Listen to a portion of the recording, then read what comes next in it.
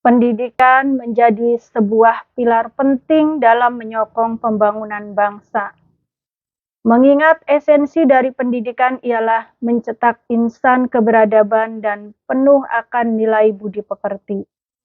Pembangunan bangsa yang didukung dengan adanya perbaikan di setiap elemen kenegaraan mengantarkan pada rekonstruksi model pendidikan yang didasarkan oleh makna spirit nilai bangsanya. Bangsa Indonesia memiliki spirit perjuangan untuk meraih kemerdekaan yang didasarkan oleh kemauan diri untuk menjadi manusia merdeka, jauh dari belenggu dan lingkungan pihak lain. Oleh sebab itu, desain pendidikan yang memerdekakan menjadi relevan dengan spirit kemerdekaan bangsa hingga dapat mencetak manusia-manusia merdeka dalam perjuangan mengisi kemerdekaan bangsa ini.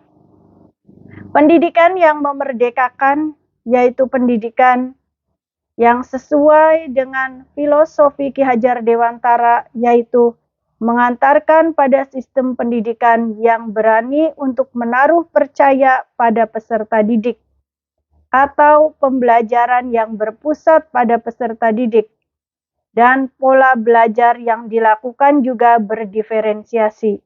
Anak didik bukan lagi menjadi objek dalam proses pengembaraan ilmu, melainkan sebagai subjek pengemban dalam proses pengembaraan ilmu pengetahuan.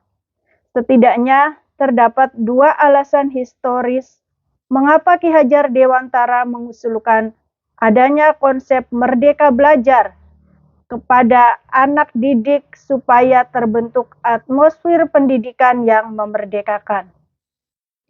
Alasan-alasan tersebut ialah: 1. Ki Hajar Dewantara menempatkan pendidikan sebagai laboratorium untuk menciptakan manusia yang bermartabat dan menggunakan hak-hak kemanusiaan untuk menjadikan sebagai manusia yang merdeka.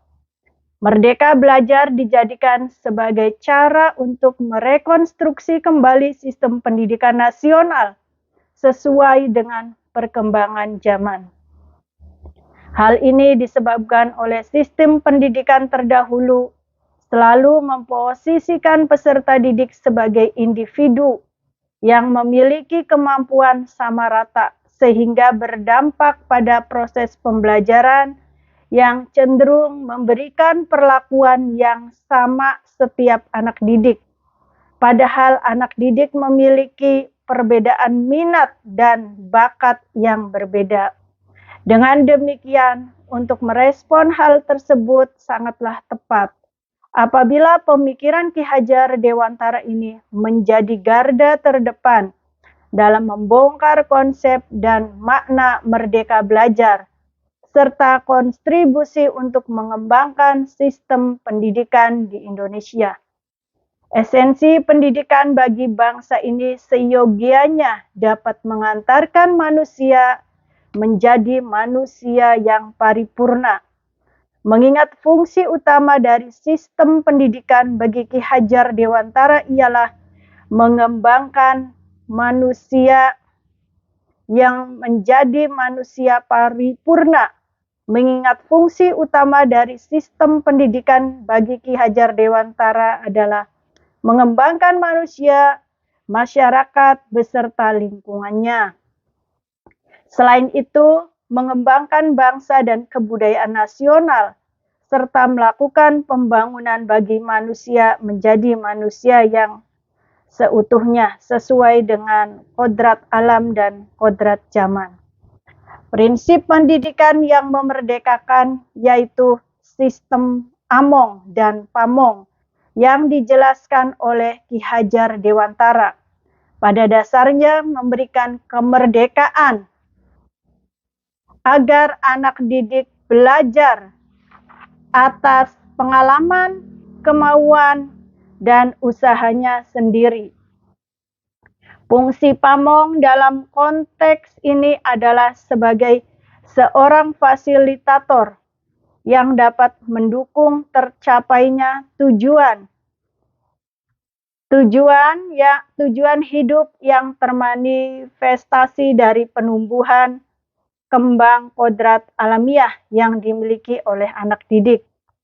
Dengan demikian, secara singkat, pendidikan yang memerdekakan, sebagaimana yang dijelaskan oleh Ki Hajar Dewantara, adalah membentuk manusia yang merdeka secara utuh, baik merdeka dalam pikirannya, cipta, merdeka jiwanya, rasa, dan merdeka perbuatannya, karsa, serta bersatunya cipta, rasa, dan karsa akan melahirkan sebuah karya.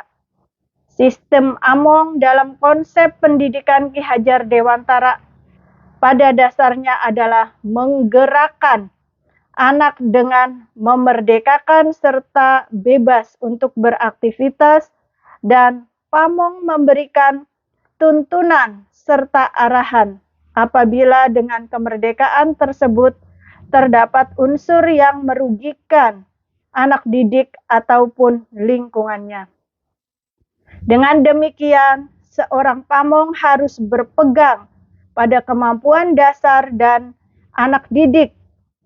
Pamong harus berpegang pada setiap anak didik memiliki potensi sesuai dengan garis kodratnya.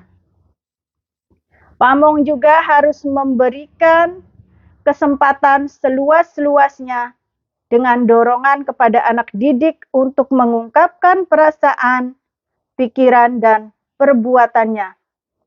Kemudian, pembinaan anak didik ini harus berdasarkan atas